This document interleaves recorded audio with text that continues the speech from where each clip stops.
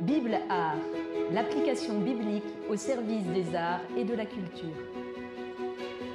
Le Caravage, Damso, Paul Klee, le prince d'Égypte, les tontons flingueurs, Johnny. Mais quel est le rapport? Tous apparaissent dans Bible Art, la nouvelle version du plus vieux livre du monde.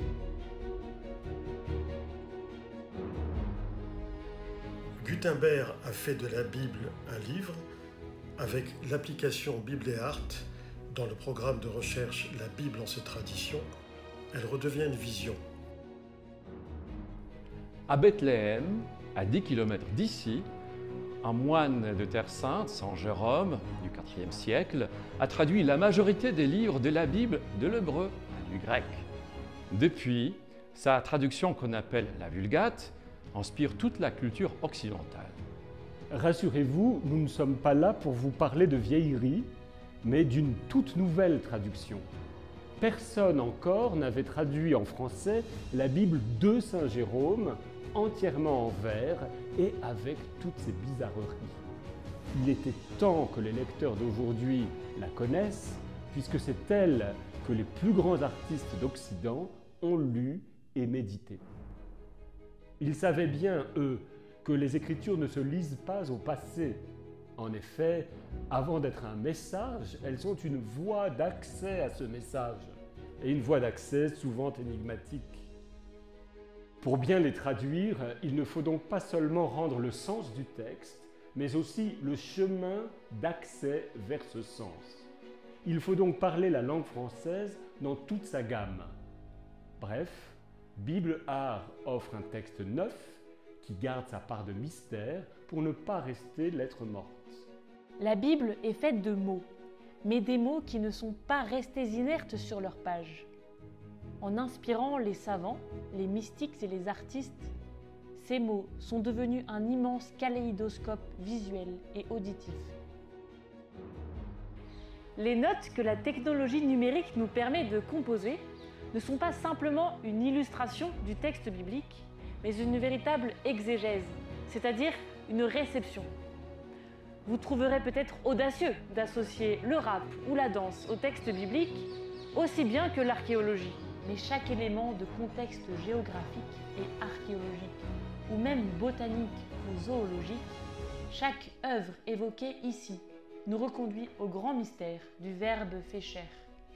Chaque Bible imprimée est une trace écrite de la parole de Dieu, mais cette même parole de Dieu va bien au-delà. Le texte biblique a toujours été interactif, c'est-à-dire qu'il implique son lecteur. Depuis leur origine, les Écritures sont faites par et pour le peuple de Dieu. Ce texte qui interpelle n'existe que par sa transmission vivante. Ainsi, c'est toute la tradition biblique qui est marquée par la fluidité du texte. Un texte qui, justement, ne s'arrête pas à la lettre.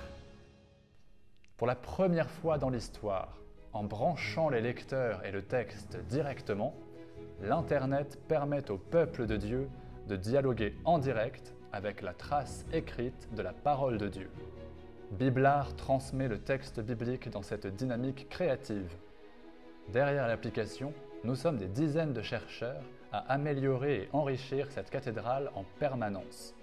Une véritable Sagrada Familia numérique, toujours en construction. Et vous aussi, nos lecteurs, vous pouvez participer au chantier. Vous pouvez suggérer des corrections et enrichir très facilement les notes de notre Bible depuis l'application. La Bible est une bibliothèque à elle seule, accessible gratuitement sur votre téléphone ou votre tablette. Contempler et transmettre ce que nous contemplons à Jérusalem, là où le Verbe se fait chair. Telle est la mission des Dominicains de l'École biblique et archéologique française depuis 1890. Malgré les tourments de l'histoire, nous demeurons fidèles à notre vocation en vous offrant ce joyau spirituel, littéraire et culturel. Si vous le souhaitez, aidez-nous à travers un don défiscalisé. La Bible existera comme jamais par sa transmission, le texte et sa réception en osmose. À les observer tous travailler à leur grande œuvre, se donnant 30 ans pour son achèvement tout en sachant qu'elle sera par définition à jamais inachevée, On se laisse traverser par un sentiment d'un autre âge, comme si les bâtisseurs de cathédrales venaient de ressusciter devant nous, derrière leurs ordinateurs, et qu'ils construisaient quelque chose de plus grand qu'eux pour la seule gloire de Dieu.